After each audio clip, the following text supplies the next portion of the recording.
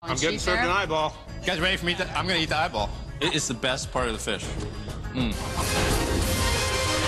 Redfish!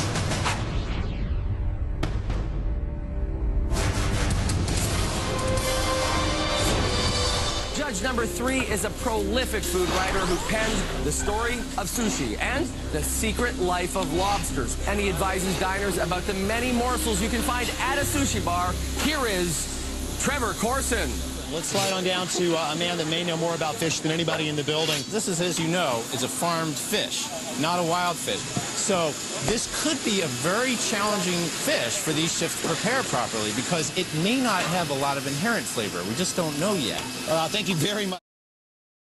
Chef Lalou, please tell us what your approach was to today's secret ingredient. I really just want to use redfish in so many ways and manners to let it shine on the plate. Now we're gonna take you from the coldest dish we're gonna serve today to the hottest one. This fish is the North African version of escabeche, and we call it scabech. It's a little piece of redfish that's been pickled with onions, and we use sumac, and we use some tempura, fried squash blossoms. Please enjoy.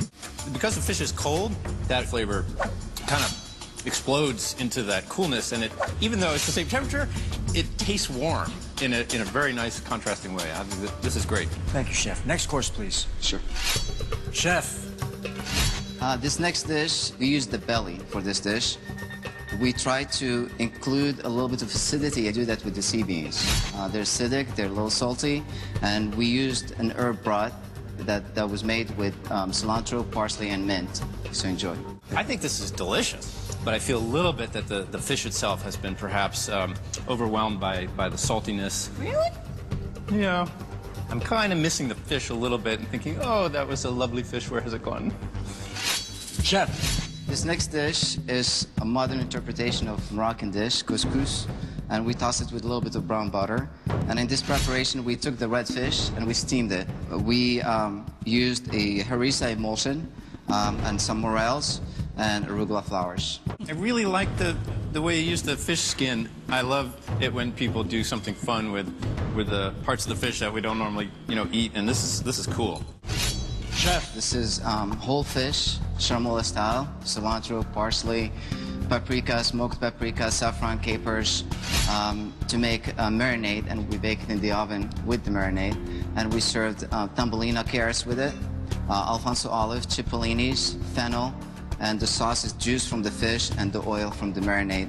And there's a little fermented black garlic. It adds a different dimension to the dish. Had the broth. I would like to have each piece soaked in the broth. And we I would would have love liked a to bowl. seen you do that. Yeah, except that she would have eaten the whole thing. We wouldn't have got that bite. Ridiculous. All right, get back, get back, get back. Chef. This is our last dish. This is a fish version of bastia. Bastia is a Moroccan dish that is usually served with squab. This marries the sweet and the savory. We took the red fish and we combined it with some lamb's quarters, greens, and the bottom is a tomato jam that is sweet. I don't mind the fish being dried that much because the rest of it is so luscious. This is redfish strudel. Right. Okay. I wish all desserts could be so nourishing. It's true. Thank you so much. Thank you. Chef Lalou, thank you for an excellent meal. Thank you so much. Iron Chef Cora. Please tell us what your inspiration was for today's secret ingredient. Well, my inspiration was to show the versatility of the redfish. And what I wanted to do was take you on a trip around the world. Shall we begin?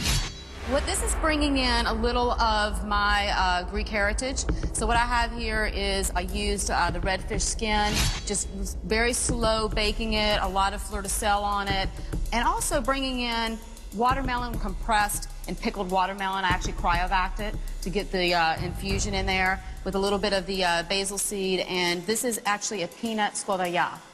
I thought there was a little too much acidity in the dressing. And yeah, I'd have to concur with that. The watermelon fish skin thing is fantastic. I'm not sure exactly how it goes with the rest.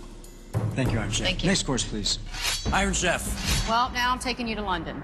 My version of Cat's fish and chips is that instead of taking the chip and dipped it in the ketchup, I did it inside out. So I took ketchup, spiced it up, put it in nitro, and then deep fried it with a little bit of organic potato starch in it to make it potatoey. You guys go ahead and dig in while it's... That's this? That's this. As a journalist, I'm always happy to see newspaper presented on my plate.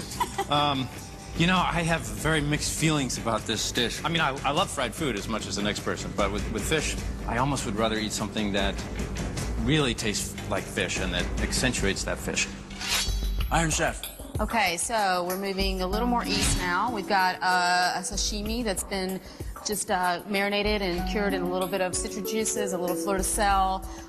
We've got some segments, some fresh, crisp radish, carrot, and also a couple of condiments up top. We've got a coriander chantilly cream and a crushed avocado, and finished up with some crisp shallots. You know, at first I was thinking, oh, it's just too citrusy, you know, too fruity. Where's the fish? But then I kept chewing, and the fish comes through. Iron Chef. So now we take you to the Alsace region of France, and what I have here is just a really beautiful fillet of the redfish that's been sous vide, just a butter poach and a beurre monté, some porcini mushroom, and then the pasta that you see has been rolled with some of the force meat of the fish. We just took it and made a mousse, rolled it in with a little bit of spinach, and baked it. Enjoy. This whole dish is a very comfort food kind of dish. I think that it's a success. Thank you. Thank you, Iron Chef. Next course, please. So what we have here, we've taken the redfish and just lightly did a quick fry on it, and then glazed it with a little dashi fumet. Some of the pickled vegetables, we have a little yuzu beurre blanc here, a yuba, just a little bit of crisp skin, and some pickled ponzu at the top, and a little candied fin. We need a glossary for this dish. And where'd you learn tofu skin?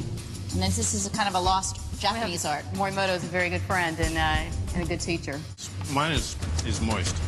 Yeah, it's good. Feels very Japanese in certain ways, but then, you know, it's totally blown out of the park in terms of traditional Japanese cuisine. So I think it's very cool. Thank you, Iron Chef. Thank you Next very course, much. please. Iron Chef.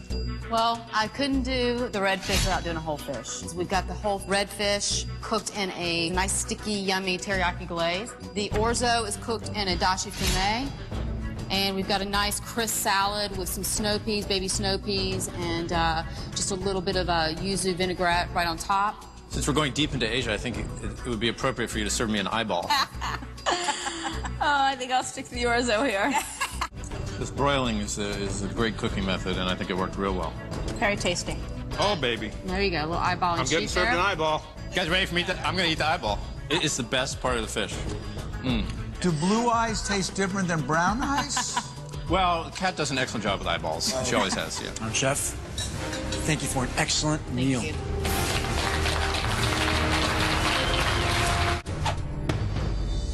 The judges have spoken. And the winner is...